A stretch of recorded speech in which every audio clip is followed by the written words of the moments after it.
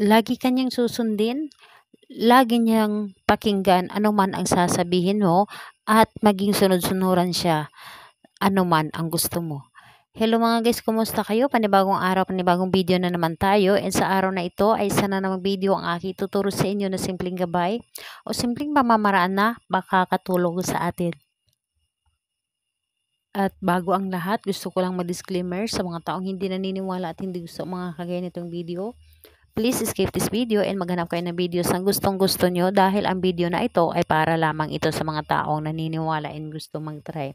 Sa lahat po ng mga nagko-comment dito sa aking video dito sa loob ng aking channel, mag-ingat sa lahat ng mga nagre-reply sa inyo na dinadala kayo sa kanilang WhatsApp, imo app upang makaiwas po tayo sa scam. Ngayon po ituturo ko sa inyo paano maging sunod-sunuran ang taong minamahal po ninyo at kayo lamang ang kanyang papakinggan. Ito ay pwedeng gawin sa kahit sino sa taong minamahal po ninyo na sobrang tigas ng ulo. At ang kailangan natin dito is ballpen lamang or panulat. So, kahit anong klaseng panulat, basta ito ay makapagsulat. So, ito lamang ang dapat nating ihanda and syempre ang ating sarili. At kapag gumawa kayo ng isang ritual, dapat po ay buo ang inyong loob, tiwala at paniniwala dito, and kailangan na alam mo sa iyong sarili na gustong-gusto mo itong gawin at hindi ka nagdududa. So, ngayon po kapag ready ka na, pwede mo na itong simulan. So, ang gagawin mo lamang dito, gamit ang isang panulat or ang panulat na ito, isulat mo sa iyong talampakan, sa kaliwang talampakan po. Isulat mo sa talampakan ang kanyang pangalan at apelyido. So, isulat mo sa talampakan mo ang pangalan niya at apelyido ng taong inyong target, at kapag naisulat nyo na ito,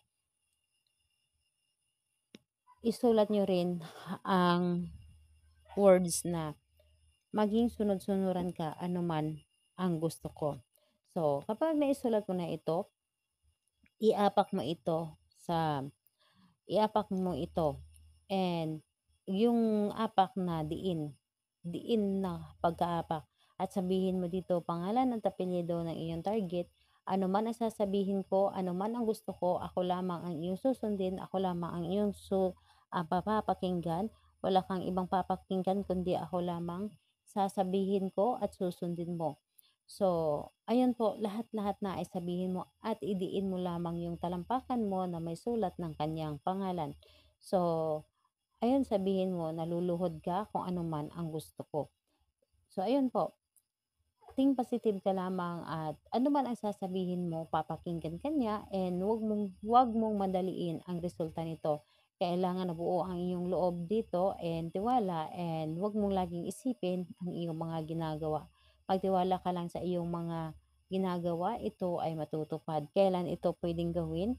Gawin ito sa araw ng Tuesday and Friday. Kung hindi ka naman makapaghintay ng Tuesday and Friday, pwede mo itong gawin sa ibang araw, pero kailangan gabi bago ka matulog. So, tahimik ang paligid at walang makakadistract sa inyo.